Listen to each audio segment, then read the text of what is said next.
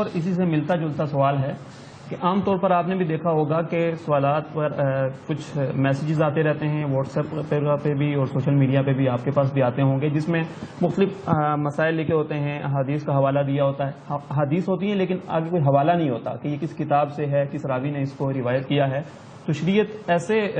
چیزیں شیئر کرنے کے بارے میں کیا کہتی ہے؟ ایسے لوگوں کو کیا کرنا چاہیے؟ ایسا کیا ٹھیک ہے یہ؟ نہیں جی، جب تک اگر کوئی روایت حدیث خصوصاً حدیث کی ذکر کی گئی ہے اور اس کا کوئی حوالہ بھی نہیں ہے، اگر حوالہ ہو پھر بھی جب تک کسی مستند عالم سے پوچھ نہ لیے جائے کہ یہ حدیث درست ہے یا نہیں ہے، اس وقت تک آگے شیئر نہیں کرنی چاہیے۔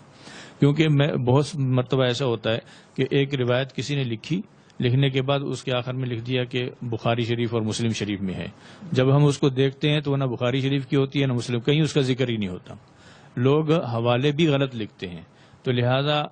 جب بھی کوئی روایت آئے، کوئی حدیث اگر ان کے سامنے آتی ہے یا قرآن پاک کی آیت کسی نے لکھ کر بھیج دی ہے، تو جب تک یقین نہ ہو جائے اور کسی مستند عالم سے پوچھ نہ لیے جائے، اس وقت تک اس کو آگے نہیں بھیجنا چاہیے۔ اس سے اگر آگے بھیجے گا اور وہ چیز غلط ہوئی تو اس وعید کے اندر آ جائے گا، من کذب علی متعمدا فلیتبوأ مقعدہ من النار، کہ جس شخص نے میرے اوپر جھوٹ بولا اس کو چاہیے کہ اپنا ٹھکانہ جہنم میں بنا دے، یعنی اس کو جہنمی ہونے کا آپ صلی اللہ علیہ وسلم نے فرمایا ہے۔ تو اس کو آگے یعنی غلط بات کو آپ صلی اللہ علیہ وسلم کی طرف منسوب کر کے آگے بھیجنا، اس کے اوپر بھی یہی وعید لازم ہوگی۔ اس لیے ایسا نہیں کرنا چاہیے جب تک کہ کسی مستند عالم سے پوچھ نہ لیا جائے۔ جزاکم اللہ خیرہ۔ سامعین و ناظرین کرام، آپ نے سنا کہ سوشل میڈیا کے استعمال کرنے کے بھی یقیناً کچھ آداب ہیں، اور اس میں سے ایک بڑی اہم بات جس کی اس سوال کے جواب میں مفتی صاحب نے وضاحت فرما دی کہ اگر آپ کوئی حدیث کوٹ کریں کسی جگہ پہ کہ یہ آپ صلی اللہ علیہ وسلم کا فرمان ہے یا قرآن مجید میں آیا ہے، تو اس کی کسی مستند عالم دین سے ضرور اس کی تصدیق کر لیں، تاکہ جو حدیث مفتی صاحب نے جس کو کوٹ کیا